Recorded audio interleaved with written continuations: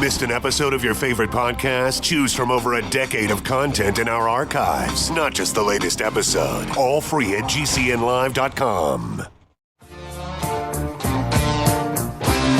This is your call to action. Get prepared, America. Economy, survival, energy, disasters. This is USAPrepares.com. Informative radio, educational radio. Interact now by emailing instructor@USAPrepares.com or text at 434-390-7953. Class, please take your seats. Now, your instructor, Vincent Finelli. Everyone all set? Cocked? Locked? Here we go. Your dial set correctly to USAPrepares.com. We're delighted you're here, broadcasting 2 hours from high atop the Missouri Ozark Mountains. Nathan is engineering the broadcast in Minnesota. If you'd like to call us, 866-582-9933, 866-582-9933. Our telephone listen line is 605-477-3249. 605-477-3249. Captain John Regan's with us. Welcome, Captain John Regan. Good morning, Vincent. Hey, John. Hey, I noticed something that I'd like to ask our class to contribute to this research, this broadcast classroom research. So as most of you know, we heat our house with wood. We have an outdoor wood furnace, and it has a pretty large firebox, 60 inches deep, 48 inches wide. We fill it with wood, and it heats this water jacket of about 400 gallons of water. That water circulates through the heating system in the house, and the heat is extracted from that water, and it heats the house.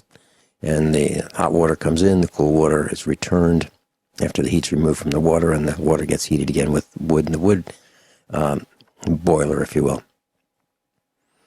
Well, we can set the speed of the pump. It's a multi-speed pump, 3-speed pump. And we circulate the water at low, medium, or high speeds. And typically we can heat the house on low speed.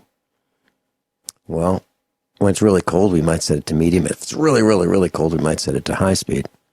And it just increases the volume of water that flows through the heat exchangers in the house. The outside wood furnace has a set point, and we set it to about 177 degrees maximum. So when the water heats up to 177, it shuts off the air intake to the heater, and the fire just smolders. Very barely stays lit. And when it drops 10 degrees below that, the damper opens, the air inlet damper opens up, and the fire starts again until it reaches 177 degrees, then it shuts back down. So it's automated. And it works great. It's been working great since 2009. What we've noticed is that it's harder and harder to heat our house. And I believe the reason is not the wood furnace, not the circulating pump, none of that. I believe it has to do with the reduction in solar radiation that is landing on our house and the roof. So what I'm saying is the sun is not heating the outside of the house as much. And because of the dimming, it's hard for our outdoor wood furnace to keep up. Now, that's something to be more difficult, I believe, for a person who's not loading a wood stove to notice this. They just say, well, our heating bill went up a little bit, or our heating bill went up a lot. So my question for you is, are you seeing the same thing out there? For those who are in class today, are you noticing that it's taking more to heat your house, more energy to heat your house than the previous years? I believe that what I've explained is the reason why, but I'd like to know what your opinion is. So over the next week or two or whenever, give us a call. And the number to call in is 866-582-9933. And the best time to call is when we're here. and that's between the hours of 9 a.m. and 11 a.m. Central Time. Captain John Regan, what's new with you? Oh, boy, it's such a roller coaster this last month with our temperatures.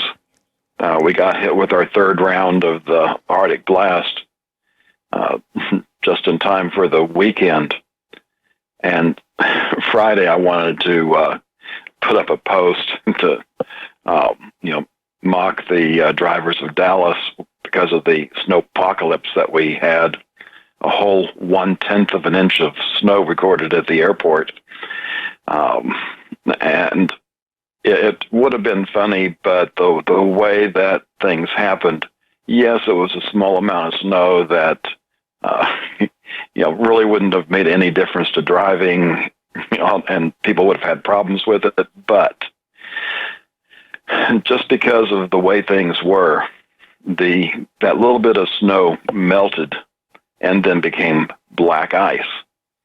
And that caused a lot of problems Friday for people driving. If you brought up a map of the Metroplex Friday afternoon, the highways were pretty much just all red. And it took, in some cases, people several hours to make it home because of the problems. We had something similar here. And we had about 4 inches of snow in our neck of the woods in Missouri. And there are a lot of lightly traveled roads, and then we have dirt roads. And I live on a dirt road, as most of our class already knows. What the farmers do is they like to make their own tracks. So just after it snows, they'll try to find a spot that does not have tire tracks on it. And the reason is simple. We have a lot of hills here in the Ozarks. And the idea is if you have your own tracks, it's less slippery than if you're riding in someone else's tracks. So the farmers will seek out an area to make their own tracks, and pretty soon the entire road is covered with tire tracks. So there's no fresh snow. And then it becomes really, really slippery.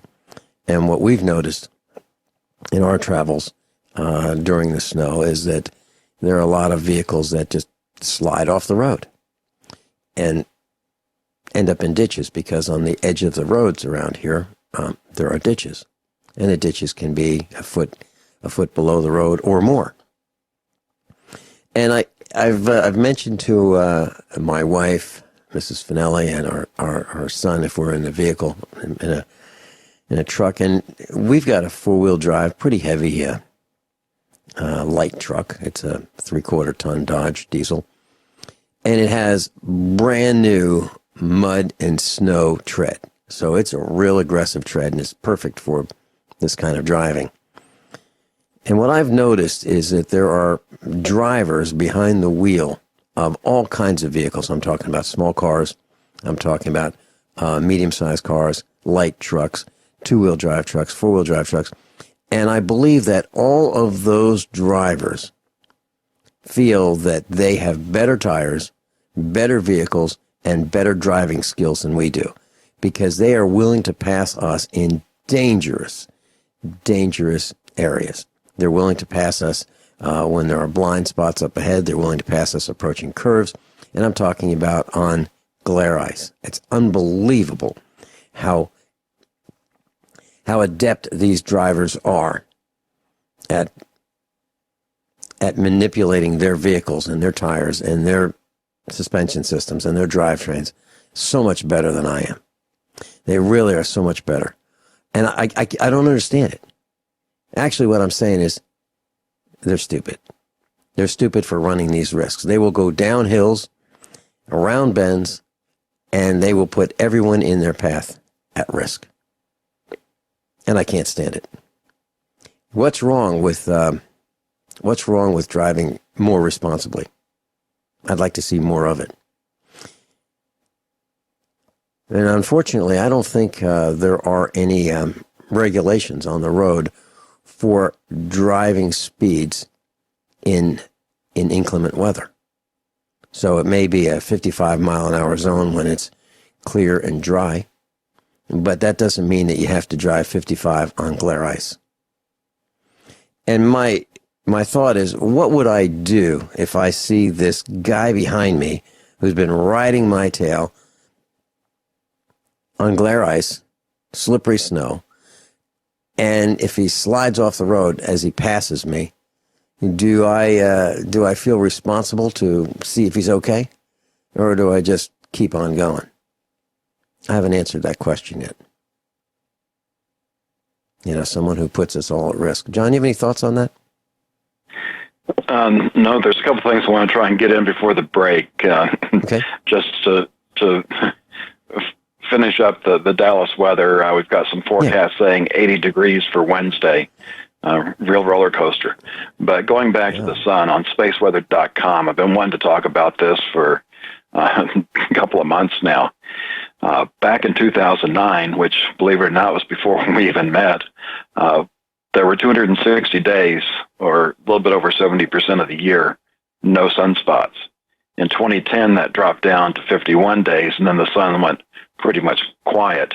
2 days in 2011, and then from 2012 through 2015, a grand total of one sunspotless day, which was in 2014. Then the last quarter of last year, there started being more sunspotless days, 32 days. This year, we already have 7 days, including 5 straight. So 88% of 2017 has been without sunspots. So the sun is turning itself down for now. Be interesting to see how that works out too. So, John, are you saying that my conclusion is has some basis in science about heating our home and what I've noticed? I don't know if science would agree because they don't include the sun in the global warming models. But going back to what's happened in history, there's been a noted decrease in temperature when the sun goes into these spotless periods. Okay. Well, to me, that's the only thing it can be, because I've been scratching my head all morning trying to figure this thing out. And that was the conclusion that I came up with, that it is the dimming effect of the sun on the roof and the house, which is constructed of stone,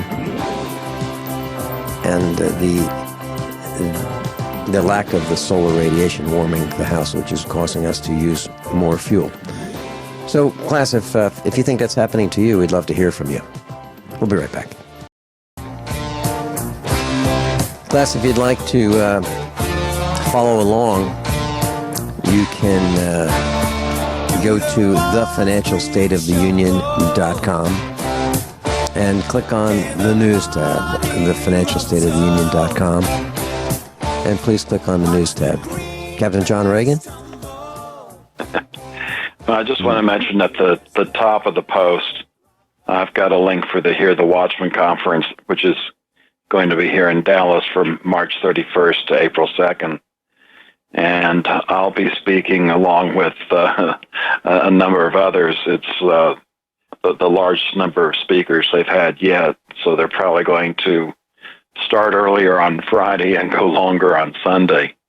But very, very good information, and it is so timely. And for today, I start off with religious freedom. Well, the United States Army is expanding its religious freedom, at least if you're a Sikh. So you'll be able to wear your turban and beards in the Army. Just don't expect that to extend to that nasty religion known as Christianity. You better keep that under wraps and not let anybody know anything. Another one of the Obama legacies. John, I remember when the state police in the East Coast, when I was growing up, had to be clean shaven, no beards. I'm talking about no beards. You had to be 6 feet tall or taller, You couldn't have any tattoos. You had to have a clean and neat appearance, right? You remember those days? Yep. Mm-hmm. Okay, so now turbans. No, that's okay in the Army, right? And beards, and what's next? I mean, well, we allow tattoos in the Army, right? Navy's had them for a long time, but gosh, we're falling down. We're absolutely falling down. Pretty soon, it's piercings. That'll be okay too. Imagine how ridiculous we have we become.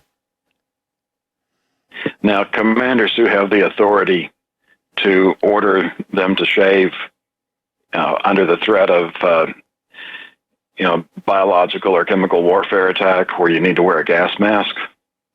Because if you have a beard, you can't make a seal with the gas mask. You need to be pretty much clean shaven for that. Mm-hmm. Of course, the flip side of that is you may not know ahead of time. It might be a surprise attack, and if you just have minutes, odds are you're not going to be in a position to shave your beard. Well, I object to it. That's okay. What's next? Well, the services have had personnel and equipment problems for some time. Another one of the Obama legacies. And now the Pentagon wants DARPA to come up with the way of converting military aircraft to drones. And this does make sense because, first off, we got the pilot shortage going on. So this makes use of existing aircraft. But it also takes us further down that road. We don't really need pilots, at least in the classical sense.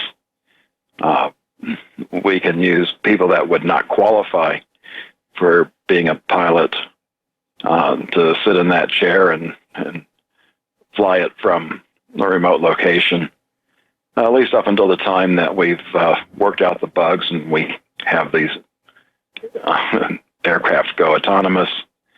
And then it's kind of like, welcome to Skynet. John, there's one thing that is missing when you fly remotely. You're not really there. You're remote by definition, and so you really don't get to see the same view, and you really don't get to see maybe the people that you are going to vaporize or blow up or dismember. And so maybe that's part of the reason you don't see the carnage of war that you're inflicting when you're at the joystick of a drone, right? Captain John Regan's with us, U.S. Air Force Reserves retired. John? I got a link, way to go, Mo. And yeah. Missouri has a bill that makes anti-gun businesses liable for disarmed customers' injuries. And I think that's a great way of handling things. If, we do have the natural right to defend ourselves. And if a place of business wants to override that right, then they should be responsible for anything that happens to us. And might make them think twice about doing so. Yeah.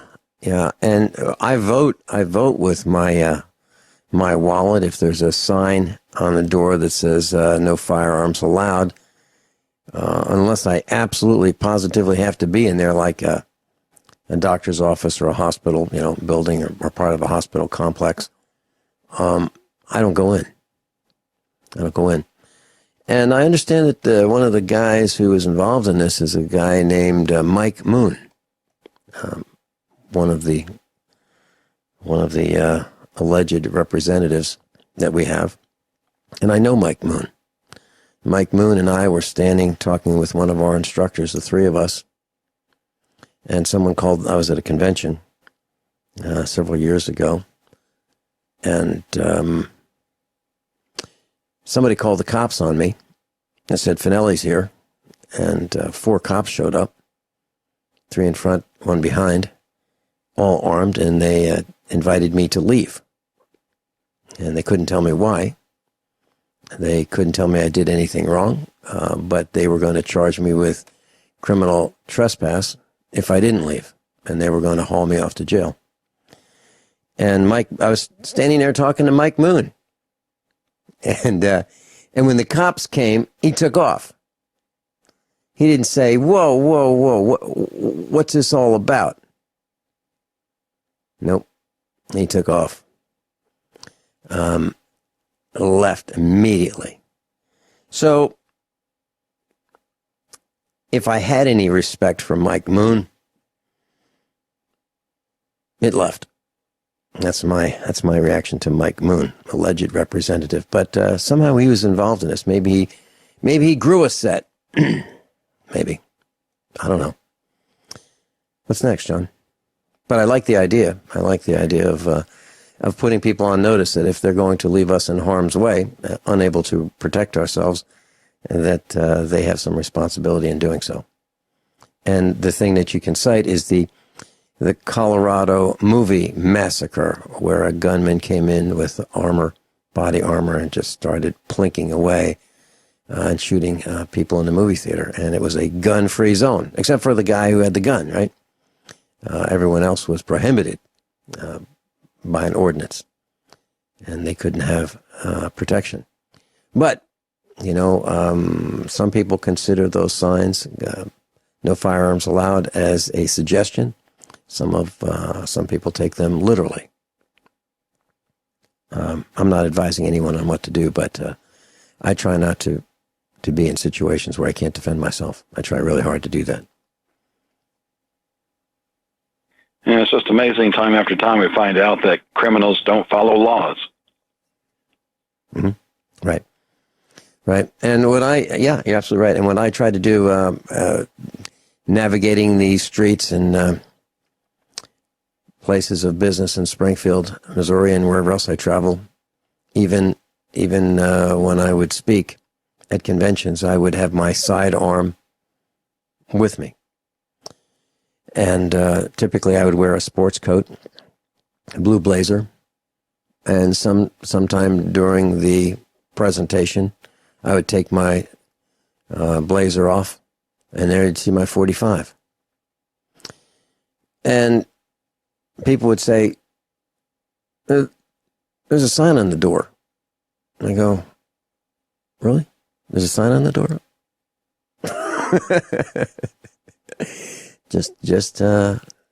Just talking about my behavior. I'm not recommending anyone do anything differently, but that's, sometimes I don't think things apply to me. Sometimes I ask for forgiveness instead of permission. What's next, John? I have an article, Prep Your Tractor, how to prepare your tractor for an EMP. Yeah. And it's I got a real lengthy chuckle out of that.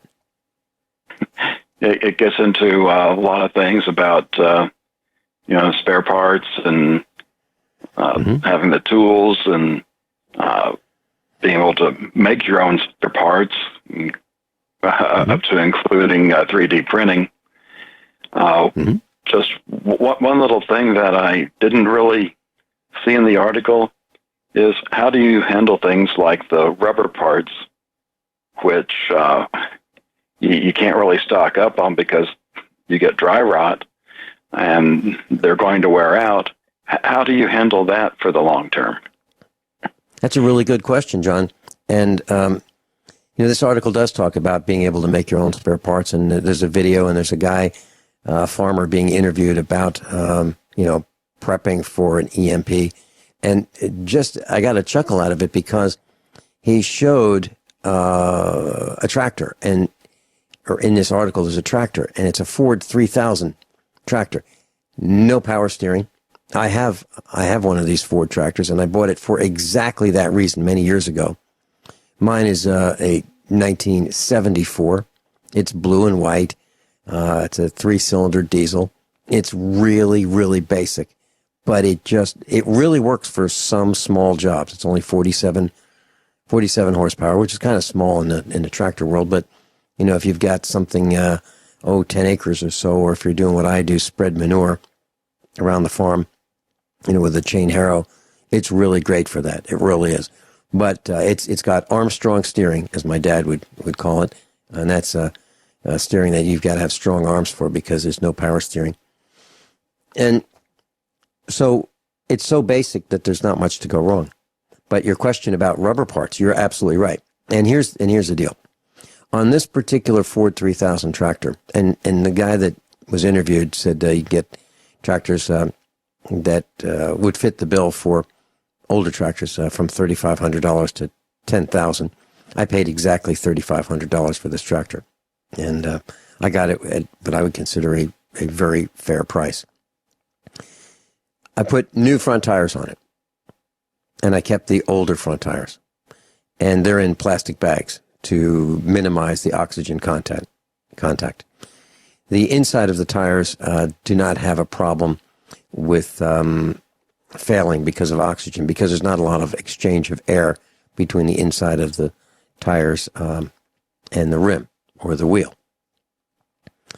The rear tires are brand new. It came with brand new rear tires, which was kind of nice. And tires, if you keep them out of the sun, we keep our tractors in the barn. We've determined that you can have tires that are up to 30 years old and they still will work. But hydraulic hoses, if you keep them out of the sun, they'll last a lot longer than they would in the sun as well. However, this tractor, this 1974 Ford 3000 tractor, doesn't have any exposed rubber parts. Well, for the most part, there's a radiator hose. At the top and the bottom of the radiator, there's some electrical wiring that has rubber covering our plastic jacket insulation. Other than that, there's not much to fail on this tractor. So a couple spare hoses, and if you really want to spend the money for spare rear tires and front tires, which can be a lot of money, you can spend $1,000 on rear tires for a small tractor. That's something you can do, and then put them in a plastic bag, big garbage bags, or cover them with plastic, and they'll last a little longer. But you're absolutely right, John. That is a problem. But in terms of making parts, I bought a lathe, and we have some metal here, and if we need to, we can make some of the parts. It'll be difficult. It'll be like living in Cuba, you know, where you have to make everything yourself. But it can be done, but it's extremely difficult. But that's a really good point, John, about the rubber parts. I don't have an answer any better than spare parts for rubber parts. And of course, I mentioned on the air that I bought 100 valve stems, different sizes, you know, short ones and medium size, and then high pressure ones. And I bought the valve stems, and I bought a 16-ounce can of rubber cement, and we have tire plugs and patches, you know, hundreds of them, and we use them all the time. Other than that, I don't have an answer, John. Yeah, we could spend a long time on those pieces of the preparedness puzzle that don't have easy answers.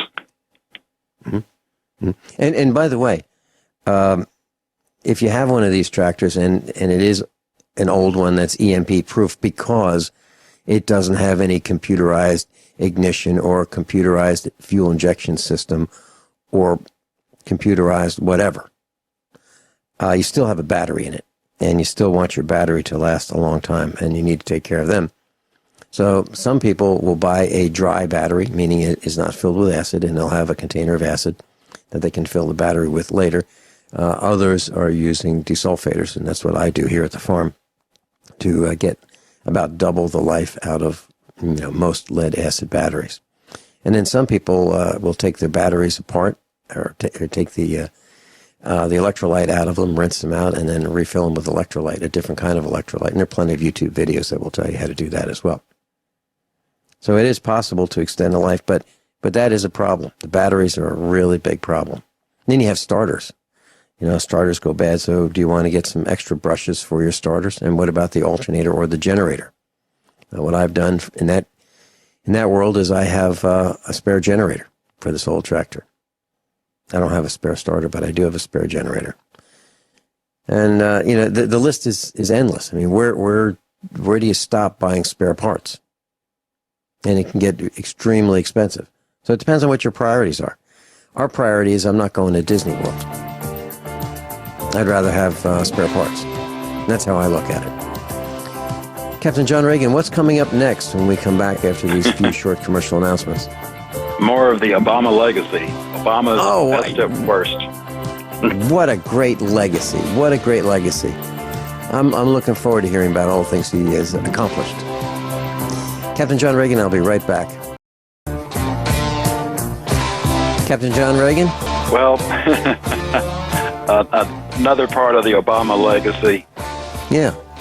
He's got the worst recovery in the United States history ever. And that includes where he spent $10 trillion more than what the government had, and it's still the worst. And there's an interesting chart in the article.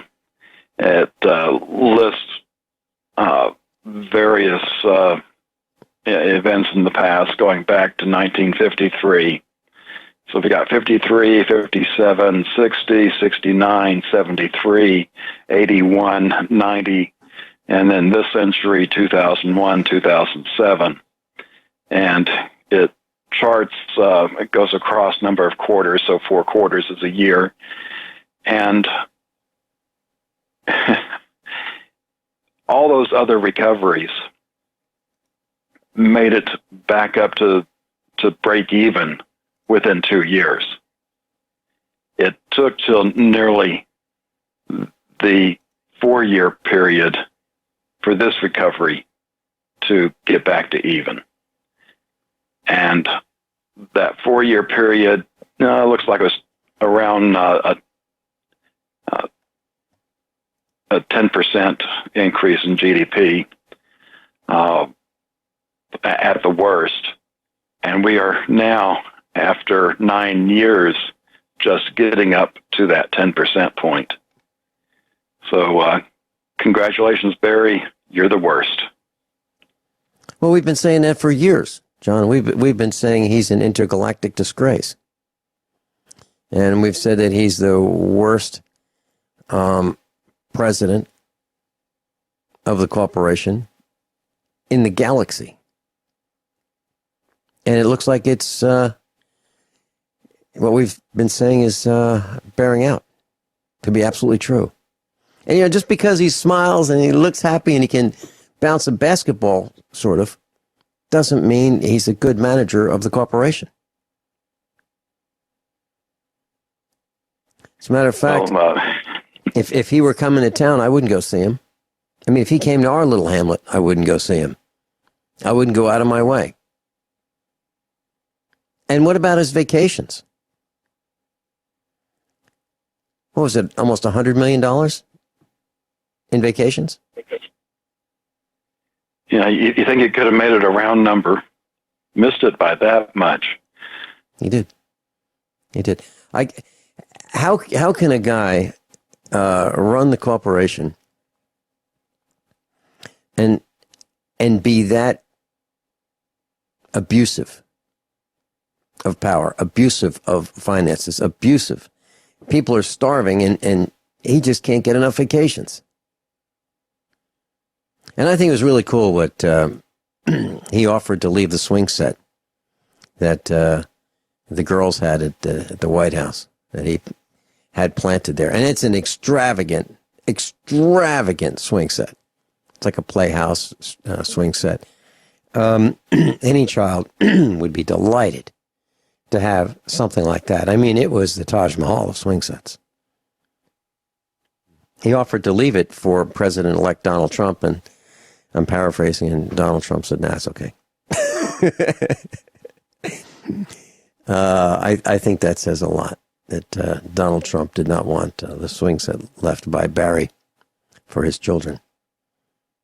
And what about that garden that Michelle was staged with tools in her hand, planting a garden? And what's her legacy? Fixing the school lunch program so that the children won't eat lunch anymore. What a legacy. What a legacy. I can't wait to see him leave office. Well, I'm all excited about that. And I'm sure the rest of our class is as well. John, what's coming up for hour number 2?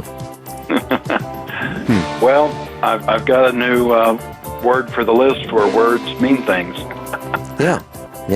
I can't wait to hear your explanation of that in class. Hour number 2 coming up with Captain John Regan. And if you'd like to study along with us, thefinancialstateoftheunion.com, and please click on the news tab. Captain John Regan and I will be right back. All set? Cocked? Locked? Hour number 2 of USA Prepares with Captain John Regan. John, I was looking at the internet, and this is from the Daily Mail, and the article is headlined, Privacy Fears as it's revealed that the FBI, Federal Bureau of Investigation, pays Best Buy Geek Squad workers $500 reward to snoop through customers' computers during repairs to find evidence of child pornography. Then it talks about this guy who was indicted on child pornography charges in November of 2014. FBI agents found hundreds of images on his laptop, hard drive, and iPhone. But the investigation was launched because a Best Buy Geek Squad technician found these images on the computer, the PC, when it was taken to the store to be repaired.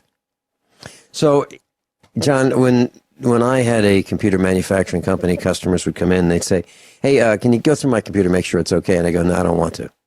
And they go, "Well, no, just check it out and look through everything and see if you can find it and make sure it's okay." And I go, "I don't want to. I don't want to look through your computer, and I won't look through your computer." And when you accidentally find something, it really changes your opinion of that person who has that computer. And you don't know if it's a friend who did it, or it's their children who did it, or the husband, the wife. You have no idea. But it's a little unsettling. Actually, it's very unsettling. And I'm not recommending that people have pornography on the computer. Absolutely not. And I'm not recommending any kind of pornography. I'm just saying that if you have something that you don't want found on your computer, regardless of what it is, financial records, phone numbers, contacts, don't put it on your computer and then bring it to be repaired. And so that casts a dim perspective from my point of view that the FBI is paying $500 rewards for finding pornography on computers. That means that your Best Buy Geek Squads, according to this article, are going to be looking through your computer harder than they've ever looked through it before to find something so that they can get a reward. It's an outrage, if you ask me. Just wanted to comment on that. What if somebody needs an extra $500 this month and goes ahead and plants some porn on the computer? Yeah, that's exactly right. What if that person who's working on the computer has a thumb drive and does that? And John, correct me if I'm wrong, but isn't it easy enough to take a file, change the current date on a computer, and bring it back 6 months? Change the date, and then have a file that was created before that, and then move that file, copy that file from a thumb drive to a hard drive, and then restore the date, change the date back to the current date, today's date, and then it will look like that file was moved 6 months ago. Isn't that easy to do? You don't even need to do that. There's utilities that will change the date of the file. Mm-hmm. Mm-hmm. So what we're saying is that if a person has just a little bit of computer savvy, he or she can plant a file and on your computer, and you can say, I didn't do it. And look at that file. Wait a minute. It's been there for 6 months. How'd that get there? Very interesting point, John. So let me go down a rabbit hole here. Okay. You know how those of us that are in the modern media are under attack, and there's so many ways to get back doors into computers, some of which have been bugs for years, and some may not have been bugs. They may have been official back doors that were agreed upon. So just imagine, you're just going along, minding your own business, and you get a knock on the door, and they've got a warrant to search your computer. And lo and behold, there's all of this kiddie porn on your computer. And you get disgraced and shut down, and there goes another alternate media outlet when it was placed there by outside personnel. Mm-hmm.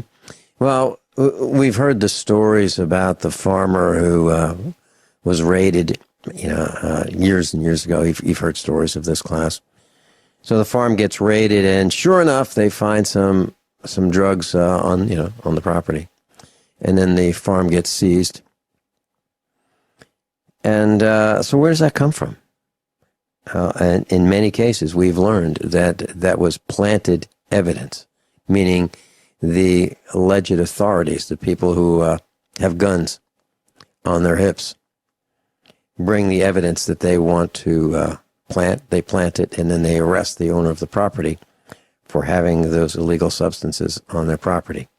And in our case, what we do to somewhat protect ourselves from that is we let our cows run all over. Cows will find it. If it's planted, they'll find it. If it's edible, they'll eat it.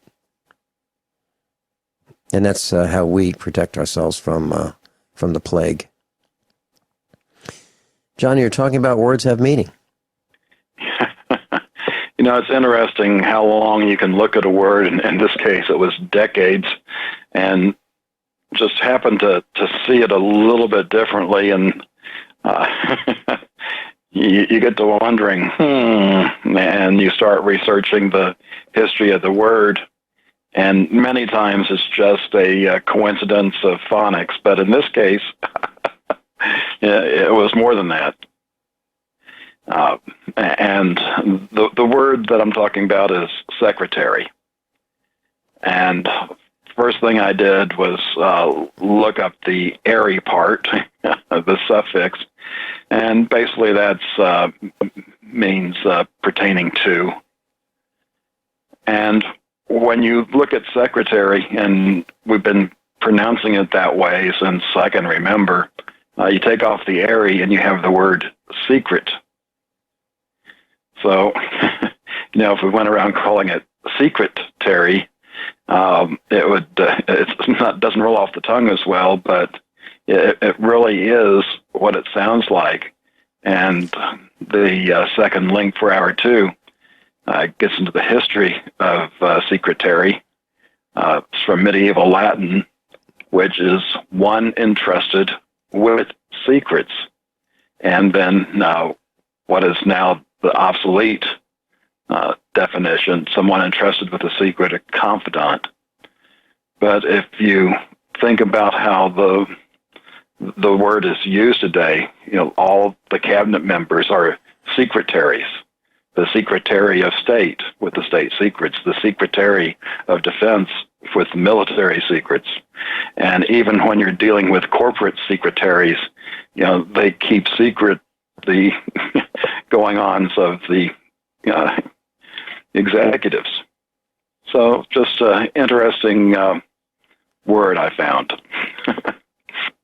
Mm-hmm.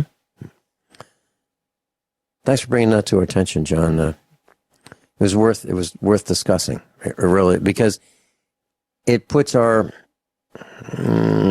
government in a brighter light, that we can see what they're up to, and that they're hiding everything from us. And moving on, we've talked about how millennials just don't have the same interest in cars that our generation did, and Chrysler may have found a solution for this. They have a concept vehicle that will take selfies.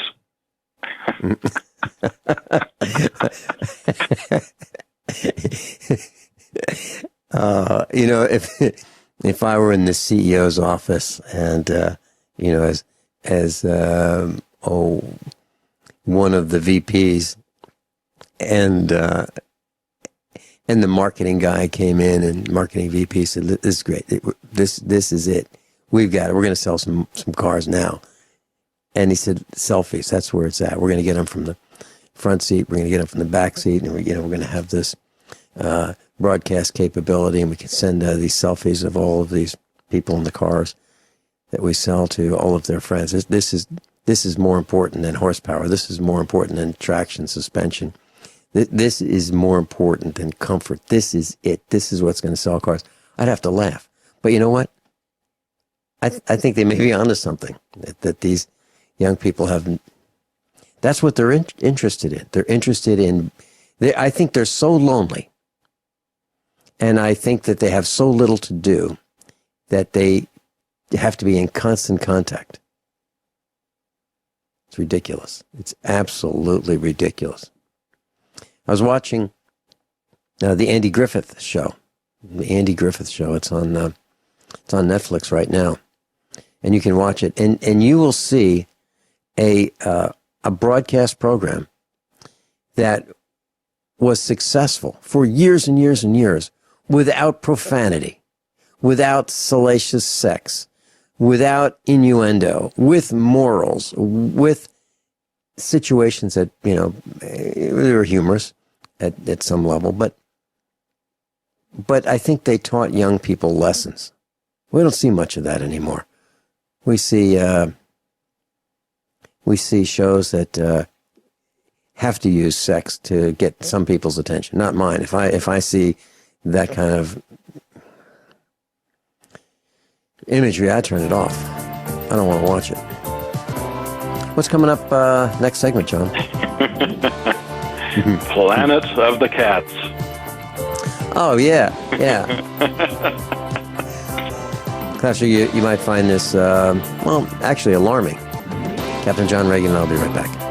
I was just looking at the post about the Chrysler, the Fiat Chrysler concept vehicle, and the features that we didn't get to.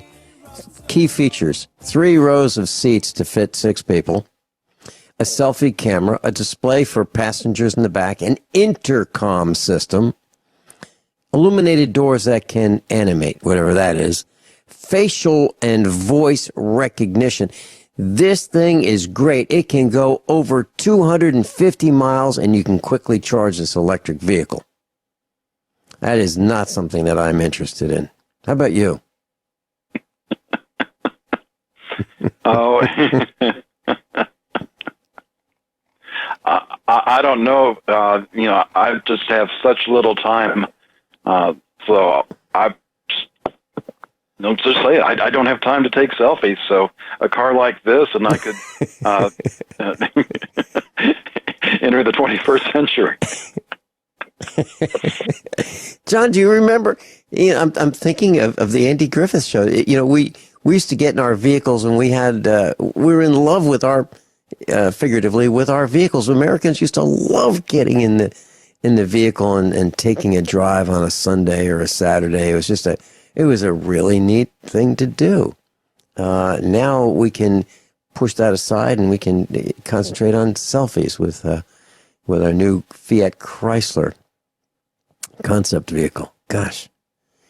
Okay, so cats. Well, back in the 60s, that movie came out, Planet of the Apes. Yeah. And went into, a possible situation that could happen in theory, and it was certainly entertaining. We've talked a lot about demographics, and it's really tough to talk demographics and the financial implications on radio. I came across this article. Americans prefer cats to kids after Great Recession because of the bad economy, because of Obamacare, because and now in some states, you have hardly any rights at all with your kids. There's a myriad of reasons there, but births have gone down considerably, and since 2007, and they've got a chart here how the growth should have been 2008, and this report only goes through 2015, because it takes a while to get the information. The actual births have fallen, and from 2008 to 2015, there's 3.4 million fewer births than there would have been if things just kept on the trend line. And they're not expecting this to change for 2016, so it's probably close to 4 million fewer babies. And that hits us in a number of ways. And it also points out how you can't just quickly turn this around, because, those kids that would have been born, 5-6 years ago would be entering school now and, getting ready to go through the system. And there would be the costs associated with that, which helps prop up the economy. And then, of course, when they enter the workforce, then they, provide the necessary taxes to support the government. And, of course, they get into spending, which supports the corporations. And when that goes down, and this is the reason why I say you're not going to see the Republicans do anything about immigration, because the government and corporations are all dependent on an expanding economy just to prop up the mess they've created. And when that goes down, they've got to bring more people in to try to get the spending, whether it's the consumer spending on the corporate side or the taxes on the government side. And because that's going down, that just adds to the problem coming down the line. Really good point. Really good point. So that explains a little bit about why the thugs in Congress don't want to build a wall. Actually, they want to build a train to bring people into this country. Captain John Regan's with us, thefinancialstateoftheunion.com. John? Well, it's been nearly 5 years since I first came on and talked about the problem, which includes the really big problem of the Social Security and Medicare unfunded liabilities. And I've talked about how you can't tax enough because there's not enough income to tax. We can't cut enough out by cutting the Social Security and Medicare programs. And then you start getting into really extreme options. And that includes cutting the beneficiaries. And so this next article came up, and I thought, this might be a good headline for the propaganda media. Patriots helping save Social Security. And from Vegas, an elderly couple suffering financial troubles, credit card debt, at least into the 5 figures. They jumped to their deaths off a Las Vegas parking garage in joint suicide. So we probably ought to give them a medal for helping to save Social Security and Medicare. And unfortunately, it's really sad, John. We're seeing more of that, where the elderly are committing suicide because of the problems they're facing. Mm-hmm. Yeah, they can't pull out of their debts. They're despondent.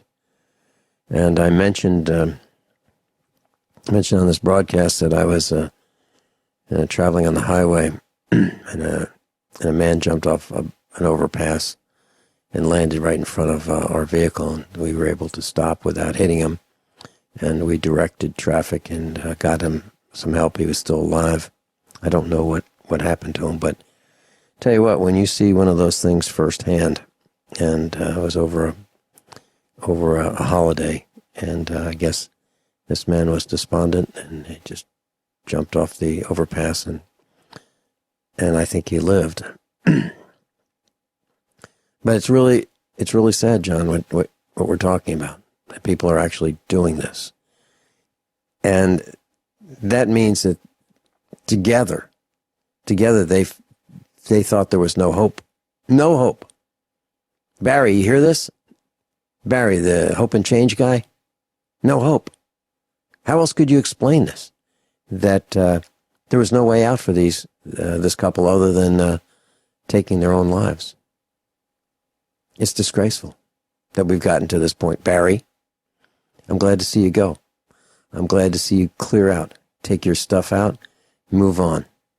Leave us alone. Get out of the way. You've done enough damage. Way too much damage.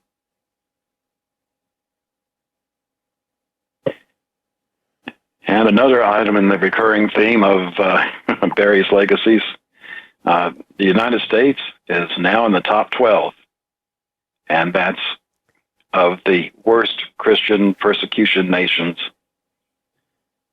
And they've made the list for the first time.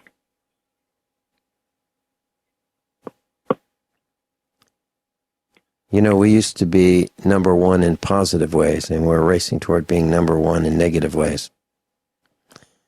I'm looking forward to our president-elect turning around as much of this as possible.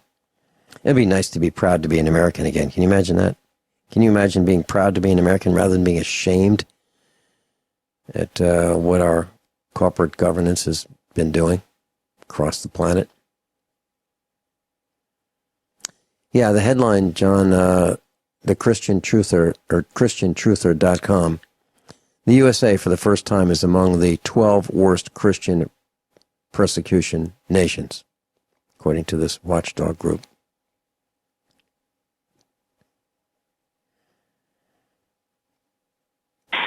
At least the good news is it's not as bad as places in the Middle East where you're being beheaded and having their females sold into sex slavery. However, that's certainly the path we were on, and we'll see how well that path can be averted. Mm-hmm. And we've also been talking about pension funds quite a bit. So we've got an $8 trillion hole. And the article, An Unsolvable Math Problem, Public Pensions Are Underfunded by as much as $8 trillion. And keep in mind what I just said, they're public pensions. There's private pensions as well that are also having problems.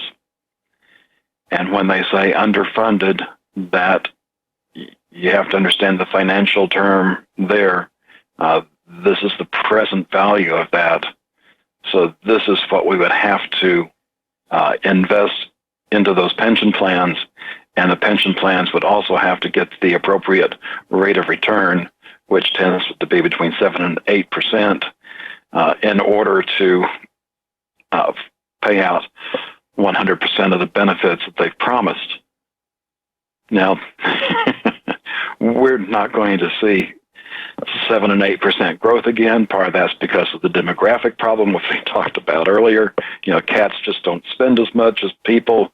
That's the way it is.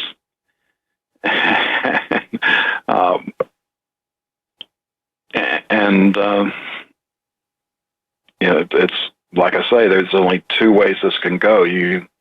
For public plans, they either raise taxes, which they're pretty much at the limit, so not much tax raising there, or they have to cut benefits, and we're going to see that. And let me refer to the last article from Hour 1.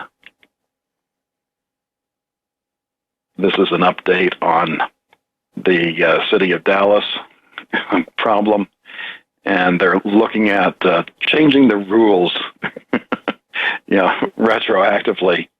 So they want to do away with the big return that these drop accounts got, and basically take that money back from people. Good luck with that. Dallas is looking at a impossible situation. And let's slide on down underneath the $8 trillion hole elsewhere in Texas. Oh, man. Dallas pension, not the only ticking time bomb ready to explode. And they've got a list here of about a dozen pension plans from Austin, Dallas, El Paso, Fort Worth, Galveston, Houston, San Antonio. And these are not all the pension plans, but they've got, they're covering an average, or covering a total of just over 50,000 people. And the unfunded liability is almost $9 billion just for these funds alone. And in some cases, these are, there's one pension plan, out there, it's barely above 50% funded, which happens to be the Dallas Police and Fire Pension System supplemental. And the combined fund isn't much better, at just under 64% funded. These are problems happening now. It's like I say, the Social Security and Medicare problems, are totally unsolvable, but that's not what's going to cause us the problem. It's going to be the pension plans and the rising interest rates. John, Ponzi schemes, pyramid schemes attract people because they appear to be able to deliver a rate of return that investors seem to like the idea of. But Ponzi schemes, pyramid schemes are illegal because inevitably they fall apart, right? Because you can't get enough new members forever to keep them running. Isn't that true? And isn't what we're talking about that these pension plans in many cases are literally Ponzi schemes? Yeah, they don't advertise it that way, but that's what they are. And whether it's Social Security and Medicare or whether it's these pension plans, in these unfunded numbers, none of them, zip, zero, nada, none of them include the declining workforce we're going to see from artificial intelligence and robotics. There's more and more testing of the autonomous vehicles, and as soon as they get that up and going, even if they're only able to do it partially, there go millions of jobs, whether it's the truck drivers, the bus and taxi drivers, and even Amazon's working on getting rid of the delivery drivers, having the drones deliver. And that's just one segment. So without those jobs available feeding the system, these problems are just going to get worse. John, the first paragraph in this article that you've linked to, an unsolvable math problem. Public pensions are underfunded by as much as $8 trillion. First paragraph of Zero Hedge of this article says, defined pension plans are in many cases a Ponzi scheme. Current assets are used to pay current claims in full in spite of insufficient funding to pay future liabilities. Classic Ponzi. But unlike Wall Street and corporate Ponzi schemes, no one goes to jail because the establishment is complicit. Everyone from government officials to union bosses are incentivized to maintain the status quo. Public employees get to sleep better at night thinking they have a, quote, retirement plan, unquote. Public legislators get to be reelected by union membership while pretending their states are solvent, and union bosses get to keep their jobs while hiding the truth from employees. We're talking about Ponzi schemes, also known as pensions. We'll be right back. Tomorrow, John Stadtmiller is going to be joining us. And Scotty Kilmer. Scotty Kilmer's got millions and millions of views on YouTube. You'll get a real kick out of him. We're going to be talking about secrets, auto mechanic secrets, and we're going to share our secrets with you tomorrow. Mark the Spark, Philadelphia, welcome. Good morning, gentlemen, and it's been a bit since I listened to the two of you, and again, I'm reminded of John, the incredible aggregator, and Vincent, the incredible aggravator. And between the two of you, you really stir the boiler, and you steam me up, and you get me moving. Thank you. So the aggregator and the aggravator. What do you think, John? Sounds like a T-shirt to me. So I wanted to bring something to your guys' attention. I recently met a friend whose father worked as a machinist at the U.S. Navy Yard in Philadelphia, which was an ongoing thing forever until the 90s, whenever Clinton shut down on many of the bases. And I believe this shipyard employed 60,000 Americans at one point, but his father, this man's father, worked there. It was a machinist, and then he grew up and he became a machinist, and he worked for General Dynamics and then later Lockheed Martin there in Fort Worth as a machinist from the mid 80s to the late 90s, like 97, 98, and he left. And I asked him. He brought something to my attention. I said, "Well, what's going on with the military-industrial complex?" He says, "Well, this is what's going on." At the time he left, there were 3,000 machinists making parts for the F-16. He said, "Guess how many there are now, presently?" I said, "I have no idea." He said, 25. I said, "What?" I said, "What's going on?" He says, "The machinists that are there aren't making parts. They're just monitoring the parts that are being made everywhere else, and that includes foreign countries. And then they're shipped to that location, and then they're assembled there. So primarily what's going on there is assembly, not machining." So isn't that interesting? Here's another one that I'm learning. And I wanted to verify this with you, Vincent and John, especially Vincent there in Missouri. I caught wind that the county next to the county that Joplin resides in is that company, let's see, Tyson.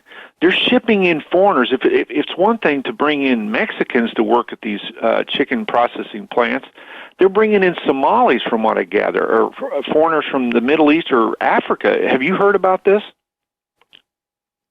It's new to me, but I would like to address something he said about machinists. And that is, when I went to elementary school, one of my boyhood friends was the son of a tool and die maker. And we used to have these companies, small shops, entrepreneurs who were tool and die makers. They made the tools that were used in making the machines that we would bang out in our industrial complex. There are very few tool and die makers left, and there are very few machinists left, and there are very few young people who know how to make things with machines. You're absolutely right, and it's a spiral down, and it's very difficult to turn that around. And if you talk to young people today, you'll find out that they have difficulty estimating. They have difficulty telling you what length something is in 64ths of an inch or in 30 seconds of an inch and so forth. Now, the reason why I brought up those two somewhat disparate conditions is that they're actually not disparate. They're actually the common denominator is the corporations. I want to know who's doing this. Who's controlling these corporations that are outsourcing our machining, which leaves us vulnerable. If we can't make parts, we're vulnerable. We're extremely vulnerable. And the other thing is who's bringing in foreigners to work at our places to work. So anyway, I'll leave it at that. Well, Thank you guys. Mark, you've brought up some very, very good points, and I appreciate it. And if you think about who's running these corporations, Sears is being pummeled into the ground by their abysmal corporate management. Kmart, same thing. We're losing ground. Companies are going under. We're unable. Sears, can you imagine Sears? Used to be able to buy everything, including a house at Sears. They used to have the catalog business. It was nailed down. They owned it. And they destroyed it with their top management. Mark the Spark, thank you so much for being with us. John Regan, thank you so much. We'll see you next Monday.